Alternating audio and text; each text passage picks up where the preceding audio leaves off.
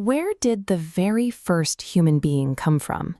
It is the oldest, deepest mystery we have as a species. The search for an answer brings the whole world right here, to East Africa.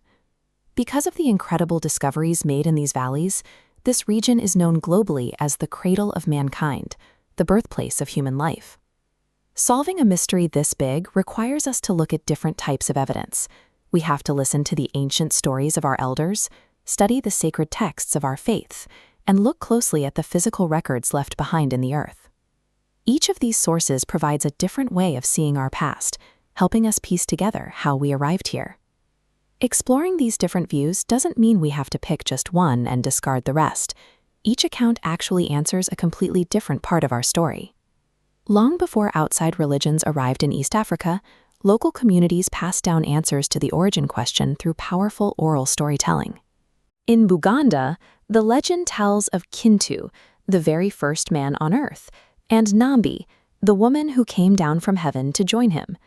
Meanwhile, in Bunyoro, the story focuses on Ruhanga, the creator. He tested 3 brothers to establish the different social roles and duties within the community. These stories defined the world for our ancestors.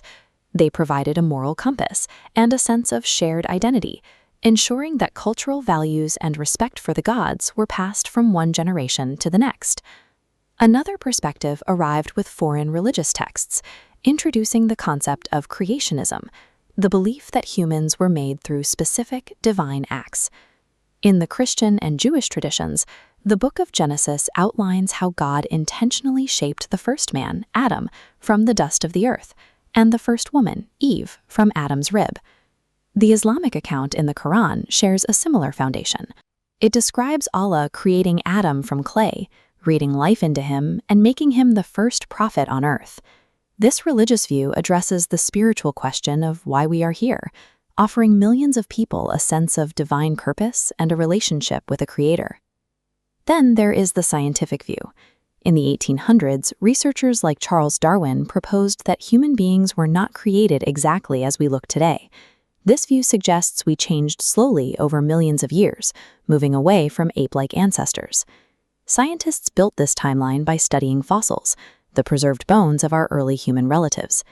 This timeline starts with Australopithecus, walking upright but with small brains. Next, Homo habilis developed flexible thumbs to make early stone tools. Then, Homo erectus stood straight and controlled fire. Finally, Homo sapiens, modern humans with large brains capable of speech and civilization. Science uses physical evidence from the dirt to answer the biological question of how our bodies adapted over deep time to survive. But even within science, researchers debate exactly where modern Homo sapiens started their journey before spreading across the globe. The widely supported out-of-Africa theory suggests modern humans evolved exclusively in East Africa around 200,000 years ago, then migrated outward. Alternatively, the multi-regional theory argues earlier ancestors left Africa first, evolving into modern humans simultaneously in places like Europe and Asia. If the out-of-Africa theory holds true, it paints a striking picture. Regardless of geography or what we look like today, every person on Earth traces back to a shared motherland in East Africa. It is common to hear that you have to choose between these views, that accepting science means giving up your faith, or holding on to faith means rejecting science. But many people find room for each perspective. Science explains the physical mechanics of how our bodies developed. Religion explains the spiritual meaning of why we are here, and tradition grounds us in who we are culturally. When you walk through East Africa today, you stand where this story began. This landscape connects a global mystery to the ground beneath our feet. Whether you look to the sky for a creator, listen to the ancient legends of the village elders, or dig into the dirt to find the bones of our ancestors, every human alive shares the exact same journey of survival. Of all these different accounts, which one do you find the most fascinating?